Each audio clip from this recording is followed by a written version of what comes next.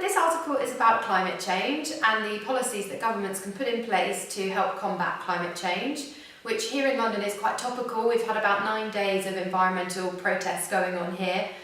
So a while ago, the Paris Agreement was drawn up, where lots of different governments signed up to different promises and pledges that they can make to help try and combat climate change. So we're going to discuss some of those now. So for me, the main question is, has anyone actually worked out what happens if the policies and promises outlined in the Paris Agreement aren't followed through? Yeah, so the main goal of the Paris Agreement is to keep rises in temperature well below 2 degrees Celsius above pre-industrial averages. So a group of scientists that are into this organisation called the Climate Action Tracker, they've done a load of analysis on basically what different policies put in place and how that would impact rise in temperature in the future. So we've got a chart that we include in the paper that shows all these different scenarios and how they play out. So they show that if no policies are put in place, no climate change policies are put in place, then by the year 2100 the rise in temperatures could be as high as 4.8 degrees.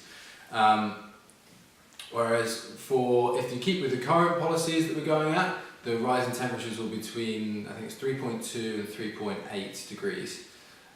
If all of the countries in the world follow their pledges that they've agreed to in the Paris Agreement, then the rise in temperatures will be between 2.6 and 3.2 degrees. So it's still actually well above the target that they're aiming for.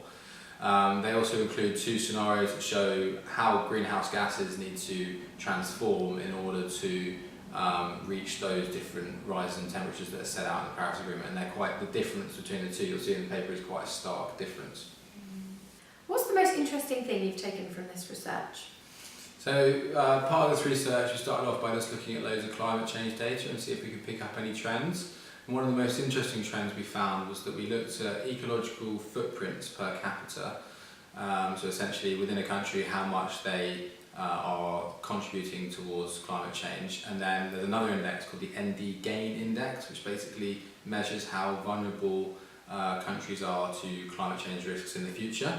And it basically has an inverse relationship. The chart shows you completely go in the opposite way. So basically countries like Australia or Luxembourg or the US have a really high ecological footprint per capita, but a really low vulnerability to climate change risks because they've got very diverse economies. They can they can use lots of other things to kind of protect themselves from those sorts of shocks, whereas other economies at the very top of the list, like Haiti or Honduras, they have a very small ecological footprint per capita, but at the other end, they're highly vulnerable because their economies are reliant on agriculture or something like that. So it's quite interesting to see this kind of opposite relationship that we picked up in the data. And finally, what are the main policy options that most people are talking about at the moment? So really there's a big debate about climate change policies and what the best ones are, but there's 2 main policies that tend to be coming out, and most of them are coming from the US at the moment. There's the carbon tax, and then there's the Democrat kind of Green New Deal policy that lots of people are talking about. And basically, so one's a tax on carbon, so lots of firms, if they're producing carbon, they'll have to pay a tax. And there's lots of different ways that it could be structured, but that's one policy. And the other policy is this Green New Deal that Democrats have come up with, which is basically like massive infrastructure projects aimed at kind of transforming their economy towards being a renewable, green-based economy. So the economists tend to lean towards the carbon tax because they see it as a much more efficient policy to address climate change risks, because you see that you don't actually have to invest any money from the government, it all comes through market forces, so you put a tax on a firm and then they'll figure out the solutions themselves to the problems. Then from the other side is that, our view that we include in the paper at the end part is that carbon tax is a great idea. It definitely should be put in place in as many countries as possible right away.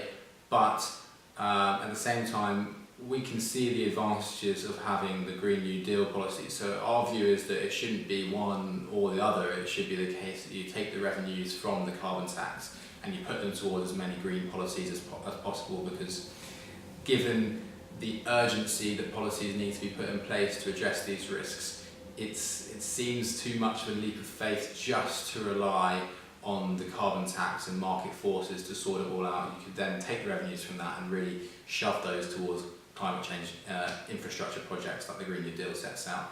So that's kind of the message that we come to in the final part of our paper. Yeah. Thank you.